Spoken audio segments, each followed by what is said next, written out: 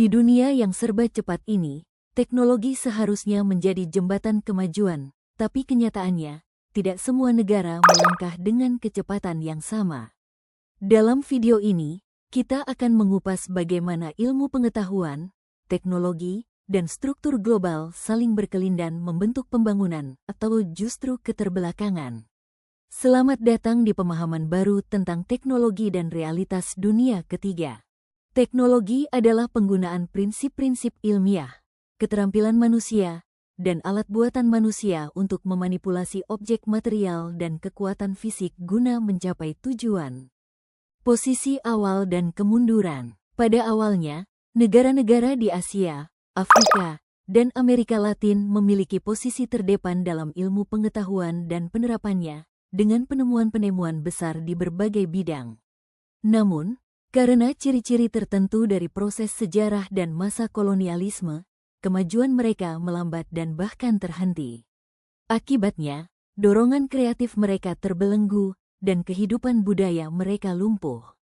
Kesenjangan teknologi tidak koloni dan negara-negara yang bergantung hanya gagal berpartisipasi dalam pengembangan budaya, sains, dan teknologi global, tetapi juga kehilangan banyak dari apa yang telah mereka ciptakan sendiri sebelum masa kemerdekaan. Hal ini menjadi asal mula kesenjangan teknologi yang signifikan antara negara-negara selatan dan utara. Ilmu pengetahuan dan teknologi saling berkaitan erat. Sains memberikan dasar berupa prinsip-prinsip sebab akibat yang mendorong munculnya berbagai penemuan. Sebaliknya, penemuan yang sudah ada juga bisa memicu lahirnya inovasi baru. Contohnya adalah seorang tabib tradisional yang tahu ramuan herbal dapat menyembuhkan penyakit, teknologi, tanpa memahami alasan ilmiah di baliknya, sains. Sebaliknya, seorang dokter modern akan menganalisis unsur kimia ramuan tersebut dan memahami bagaimana bahan itu bekerja melawan penyakit. Faktor-faktor yang mempengaruhi sistem teknologi. Terdapat 3 lingkungan yang memengaruhi sistem sains dan teknologi: budaya, profesional, dan administratif politik. Lingkungan-lingkungan ini tidak hanya memengaruhi sains dan teknologi, tetapi juga saling berhubungan satu sama lain. Lingkungan ini dapat digambarkan sebagai serangkaian lingkaran konsentris. Di bagian terluarnya terdapat masalah yang ditangani oleh alat-alat teknologi. Alat-alat ini didukung oleh kelompok-kelompok sosial yang terlatih, yaitu para profesional atau teknokrasi. Teknokrasi ini tidak beroperasi sendirian, melainkan didukung oleh sistem administratif dan politik. Terakhir, ada fondasi budaya yang kompleks, termasuk nilai-nilai dan kepercayaan, yang memberikan makna pada tatanan sosial dan perangkat masyarakat. Keadaan budaya ilmu pengetahuan dan teknologi di masyarakat dunia. Ketiga berbeda dengan keadaan budaya di negara-negara industri dan pasca industrialisasi. Ilmu pengetahuan sebagai komponen budaya sering dikaitkan dengan budaya asli dunia pertama. Hal ini mungkin dianggap sebagai bentuk imperialisme budaya. Faktanya, dikotomi palsu antara modernitas dan tradisi ini paling terlihat jelas di bidang budaya. Pengoperasian dan penerapan sistem ilmu pengetahuan dan teknologi merupakan ranah kerja para profesional dan ilmuwan, yang biasanya terkait dengan 2 tingkat pendidikan serta pelatihan pasca sekolah menengah yang berbeda. Keadaan profesional ilmu pengetahuan dan teknologi di negara dunia ketiga. Imitasi, karena kurangnya kapasitas ilmiah dan teknologi otonom, pelatihan cenderung bersifat meniru. Brain drain, para profesional dunia ketiga seringkali sangat terlatih, tetapi tidak dapat beroperasi di lingkungan mereka sendiri, yang berkontribusi pada brain drain atau perpindahan ilmuwan ke negara maju. Terdapat ketidaksesuaian yang parah antara pelatihan profesional dan penelitian ilmiah. Keadaan politik administrasi dan keterbelakangan teknologi. Meskipun kondisi budaya dan profesional dalam sistem ilmu pengetahuan dan teknologi di dunia ketiga penting, kondisi administratif dan politik dari sistem tersebut perlu disoroti secara khusus. 3 alasan utama. Pertama, masih sangat sedikit yang memahami hubungan antara ilmu pengetahuan dan teknologi dengan praktik pemerintahan, sehingga keduanya berjalan sendiri-sendiri. Kedua, pengetahuan politik dan administrasi sebenarnya juga merupakan teknologi sosial, meski tidak terlihat seperti mesin. Namun ia menentukan bagaimana masyarakat diatur dan dikelola. Ketiga, politik dan administrasi adalah bagian penting dari setiap sistem teknologi. Tanpa kebijakan dan tata kelola yang tepat, teknologi apapun tidak akan mampu bekerja secara efektif. Karena itulah, penguatan kapasitas politik dan administrasi menjadi kunci untuk mendorong kemajuan teknologi di banyak negara berkembang. Singkatnya, karakteristik yang sama yang masih ada dalam lingkungan budaya dan profesional ilmu pengetahuan dan teknologi di dunia ketiga juga terdapat dalam politik dan administrasi negara tersebut. Sistem politik administrasi di pinggiran cenderung menggambarkan serangkaian karakteristik yang menghambat pembangunan. Antara hal-hal tersebut, sifat negara dunia ketiga yang bersifat meniru, ritualistik, penuh korupsi, tidak terkoordinasi, dan umumnya tidak sempurna merupakan hambatan mendasar bagi perkembangan teknologi. Transfer teknologi intelektual. Pada pertengahan tahun 1970-an, muncul kritik bahwa konsep, model, dan teori yang berasal dari Barat tidak selalu cocok diterapkan di negara-negara berkembang. Perbedaan konteks sosial, ekonomi, dan budaya membuat pendekatan Barat seringkali tidak relevan. Dominasi pengetahuan dan metodologi Barat akhirnya menciptakan ketergantungan bagi negara-negara di dunia ketiga. Banyak sarjana dari negara berkembang yang menempuh pendidikan di Barat kemudian terus mencari pengakuan dan pendanaan dari negara-negara maju, sehingga siklus ketergantungan ini berlanjut. Padahal, meskipun penemuan sains dan teknologi dianggap bersifat universal, setiap pengetahuan tetap lahir dari budaya dan pengalaman tertentu. Tidak ada pengetahuan yang sepenuhnya bebas dari nilai-nilai yang membentuknya. Karena itu, kolaborasi penelitian antara peneliti Barat dan sarjana dari negara-negara berkembang harus dilakukan sebagai mitra yang setara. Kerjasama yang adil akan menghasilkan transfer teknologi yang lebih relevan, berkelanjutan, dan memberdayakan bagi semua pihak. Pada bagian ini kita membahas tentang pembangunan yang berlebihan di wilayah utara. Sistem ekonomi di negara-negara utara memang diarahkan untuk memproduksi barang dan jasa dalam jumlah besar, termasuk barang yang sebenarnya tidak terlalu penting. Tujuannya bukan hanya untuk memenuhi kebutuhan, tetapi juga untuk mempertahankan gaya hidup konsumsi yang sangat tinggi. Masalah muncul ketika pembangunan yang berlebihan ini tidak dibarengi dengan pemerataan sosial secara global. Di satu sisi, wilayah utara mengalami pertumbuhan ekonomi yang sangat pesat. Namun di sisi lain, banyak wilayah terutama di selatan dan bahkan beberapa negara di Eropa Timur masih berjuang untuk memenuhi kebutuhan dasar manusianya. Akibatnya, sebagian besar sumber daya dunia justru hanya dinikmati oleh segelintir kelompok yang tinggal di wilayah utara. Bahkan di wilayah selatan sendiri, hanya kelompok kecil yang bisa ikut merasakan manfaatnya. Jadi, pembangunan berlebihan di utara bukan sekadar tentang kemajuan, tetapi juga tentang ketimpangan global yang semakin melebar, karena konsumsi yang tinggi di satu wilayah harus ditopang oleh sumber daya yang diambil dari wilayah lain. Ketergantungan ilmu pengetahuan dan teknologi di selatan. Teknologi di wilayah utara bersifat padat modal dan energi dengan input tenaga kerja yang sangat rendah. Dan inilah yang mudah didapat dan dipasarkan oleh negara-negara utara. Negara-negara dunia ketiga seringkali terdesak ke dalam wilayah teknologi baru yang kerangka kerja, sistem pengelolaan, dan basis ilmiahnya tidak dapat dipertahankan secara efektif. Keterbatasan transfer teknologi. Keberhasilan di utara tidak otomatis berhasil di selatan. Paket teknologi sering tidak berkelanjutan secara ilmiah maupun ekologi. Kesimpulan akhir. Transfer teknologi memang penting bagi negara-negara berkembang untuk mempercepat industrialisasi, modernisasi ekonomi, dan pengentasan kemiskinan. Namun, transfer teknologi tidak netral nilai, melainkan membawa bias budaya, politik, dan sosial yang dapat menimbulkan ketergantungan baru terhadap negara maju maupun perusahaan transnasional. Agar hasil transfer teknologi berdampak positif dan berkelanjutan, negara-negara dunia ketiga perlu strategi dan metodologi pembangunan sendiri, kemampuan ilmiah, manajerial, dan infrastruktur domestik, improvisasi, inovasi, serta pemanfaatan kemampuan asli. Terdapat studi kasus brain drain dari selatan ke utara. Banyak tenaga ahli dari negara-negara berkembang, dokter, insinyur, hingga ilmuwan, memilih pindah ke negara maju untuk mencari kesempatan yang lebih baik.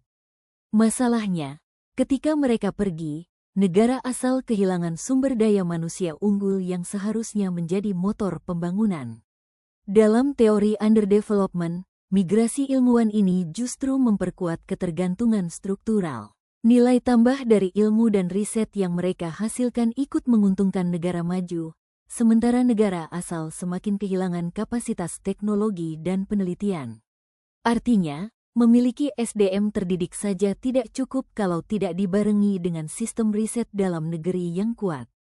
Teori dependensia juga menjelaskan hal yang sama. Brain drain menciptakan pola ketergantungan baru. SDM unggul yang dididik dengan biaya negara berkembang justru berkontribusi bagi kemajuan ekonomi dan riset di negara utara.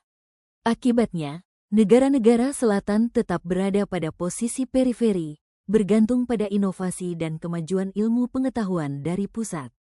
Lalu apa solusinya? Pertama, membuat kebijakan brain circulation agar diaspora ilmuwan tetap dapat berkontribusi untuk negara asal. Kedua, meningkatkan insentif penelitian dan memperkuat fasilitas R&D dalam negeri. Ketiga, membangun kerjasama selatan-utara dalam pendidikan tinggi, agar akses peluang tidak selalu bergantung pada universitas atau institusi barat. Dengan langkah-langkah ini, brain drain bukan lagi kehilangan, tetapi bisa berubah menjadi kekuatan untuk pembangunan. Mini project dan program InnoVillage Youth, Pusat Inovasi Teknologi Tepat Guna dalam Organisasi. Mini project dan program ini merupakan bentuk penerapan nyata dari konsep administrasi pembangunan, di mana inovasi telah menjadi kunci keberhasilan dalam menciptakan perubahan yang berkelanjutan. Melalui InnoVillage Hub dapat membangun budaya inovatif di lingkungan organisasi agar setiap ide sekecil apapun itu bisa berkembang menjadi solusi yang nyata bagi masyarakat.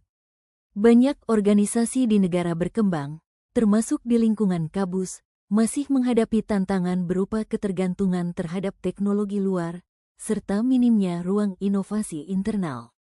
Kondisi ini menyebabkan potensi anggota organisasi tidak tergali secara optimal. Solusi yang diterapkan seringkali tidak sesuai dengan kebutuhan lokal karena masih banyak meniru pola dan sistem dari luar. Oleh karena itu, dibutuhkan sebuah program yang dapat menumbuhkan budaya riset dan inovasi dalam organisasi. Program yang mampu mendorong hadirnya teknologi tepat guna berbasis lokal yang lahir dari ide dan kreativitas anggota organisasi itu sendiri. Dari pemikiran inilah lahirlah konsep InnoVillage Hub, sebuah pusat inovasi yang akan berfokus pada pengembangan solusi internal yang relevan, efisien, dan juga bermanfaat. Tujuan utama dari program ini adalah 1. Membangun budaya inovasi di dalam organisasi. 2. Menghasilkan solusi teknologi tepat guna yang sesuai dengan kebutuhan dan potensi lokal. 3. Memberdayakan anggota organisasi agar mampu menjadi inovator dan penggerak perubahan di lingkungannya. Melalui tujuan tersebut, diharapkan organisasi tidak hanya menjadi pelaksana kegiatan rutin, tetapi juga menjadi wadah lahirnya ide dan solusi kreatif.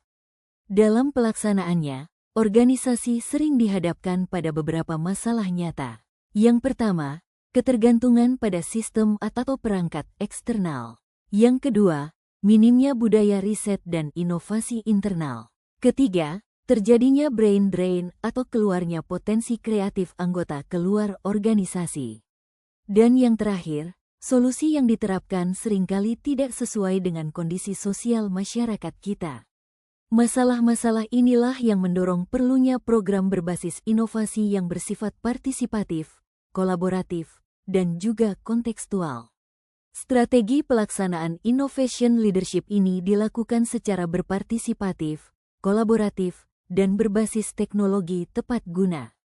Lalu, metodenya meliputi pelatihan inovasi, inkubasi ide, pembuatan prototipe, dan juga uji coba lapangan. Melalui pendekatan ini, setiap ide dikembangkan menjadi solusi yang nyata, bisa diterapkan di masyarakat. Program ini dapat dikemas dalam 4 komponen utama. Pertama, workshop dan training inovasi pada kegiatan pelatihan mengenai konsep inovasi, desain berpikir, dan penerapan teknologi tepat guna. Narasumbernya bisa berasal dari akademisi, praktisi inovasi, dan mentor. Kedua, ada Innovation Challenge, kompetisi antar anggota organisasi untuk menyusuri ide solusi, inovasi yang relevan dengan kebutuhan organisasi atau masyarakat sekitar. Ide terbaik akan dipilih untuk dilanjutkan ke tahap berikutnya. Yang ketiga, mentoring dan inkubasi prototipe. Peserta dengan ide terbaik akan mendapat pimpinan insentif untuk mengembangkan prototipe inovasi. Melibatkan proses riset kecil, uji coba, dan validasi lapangan. Yang keempat, ada pilot project dan evaluasi. Prototipe akan diuji di lingkungan organisasi atau masyarakat bermitra, dilakukan melalui evaluasi kebermanfaatan, efektivitas, dan bencana keberlanjutan program. Untuk teknis pelaksanaannya, yaitu ada rekrutmen peserta melalui formulir pendaftaran terbuka bagi anggota organisasi yang berminat. Kedua, ada workshop dan pelatihan, dilaksanakan secara tatap muka atau offline, atau juga bisa hibrid di sekretariat organisasi. Ketiga, ada kompetisi ide, yang mana peserta dibagi menjadi kelompok kecil, misalnya 2 hingga 3 orang untuk menyusuri proposal ide inovatif. Lalu yang keempat, ada mentoring dan inkubasi. Setiap kelompok mendapatkan mentor untuk membantu proses desain, perencanaan, dan pengujian produk. Dan yang terakhir, ada uji coba dan evaluasi. Prototipe diuji di lapangan, hasilnya dievaluasi bersama mentor, kemudian dibuat laporan dan perencanaan yang berlanjut. Rencana waktu pelaksanaan program ini dibagi menjadi beberapa tahap. Pada minggu pertama hingga kedua, persiapan dan sosialisasi program. Minggu ketiga hingga keempat, workshop dan pelatihan inovasi. Pada minggu ke-6 hingga ke-7, mentoring dan inkubasi prototipe. Pada minggu ke-8 hingga ke-9, pembuatan dan uji coba prototipe. Pada minggu terakhir, yaitu minggu ke-10, evaluasi serta penyusunan laporan akhir. Melalui tahapan ini, proses inovasi dapat berjalan secara sistematis, terukur, dan menghasilkan keluaran yang nyata. Dari pelaksanaan Innovillage Hub, diharapkan akan terbentuk Innovation Hub dalam organisasi sebagai pusat ide dan pengembangan teknologi tepat guna. Minimal 2 prototipe inovatif karya anggota, peningkatan kemampuan berpikir kritis, kolaboratif, dan kreatif pada anggota organisasi. Selain itu, diharapkan pula terciptanya budaya organisasi yang berbiasa melakukan riset, analisis masalah, dan penciptaan solusi secara berkelanjutan. Sebagai kesimpulan, Innovillage Hub merupakan langkah awal bagi organisasi untuk membangun kemandirian teknologi melalui inovasi tepat guna. Program ini tidak hanya berfokus pada hasil akhir, tetapi juga pada proses pembentukan budaya inovatif yang berbasis kreatif, kolaborasi, dan kepekaan sosial. Adapun rekomendasi dari program ini, yaitu program ini dapat dilanjutkan sebagai kegiatan tahunan organisasi, perlu dikembangkan kerjasama antar organisasi dan antar perguruan tinggi. Lalu yang terakhir, hasil inovasi dapat diterapkan secara langsung kepada masyarakat, mitra, atau dampingan organisasi agar manfaatnya lebih luas. Refleksi pribadi, pemimpin masa depan. Kepemimpinan adalah amanah, bukan sekadar kekuasaan, melainkan tanggung jawab besar untuk menghadirkan keadilan dan kesejahteraan bagi rakyat. Membangun kemandirian bangsa melalui penguatan riset, ilmu pengetahuan, dan teknologi lokal agar tidak terus bergantung pada pihak luar. Prioritas utama, mengurangi kesenjangan sosial dengan memastikan semua warga mendapat akses yang adil terhadap pendidikan, kesehatan, dan lapangan kerja. Fokus, memperkuat nilai moral, etika, dan kebersamaan dalam masyarakat, sehingga pembangunan tidak hanya berfokus pada materi tetapi juga spiritual dan berkelanjutan. Mimpi saya adalah melihat negara lebih maju secara ekonomi sekaligus kuat dalam karakter, dengan generasi muda yang berani bermimpi besar, berinovasi, dan membawa perubahan. Gaya kepemimpinan, menjadi pemimpin yang jujur, amanah, dan berpihak pada rakyat, memimpin dengan hati serta menjadikan kekuasaan sebagai jalan pengabdian, bukan keuntungan pribadi. Visi masa depan, menciptakan negara yang damai, adil, sejahtera, menjaga bumi, serta mewariskan harapan dan masa depan yang lebih cerah bagi generasi berikutnya.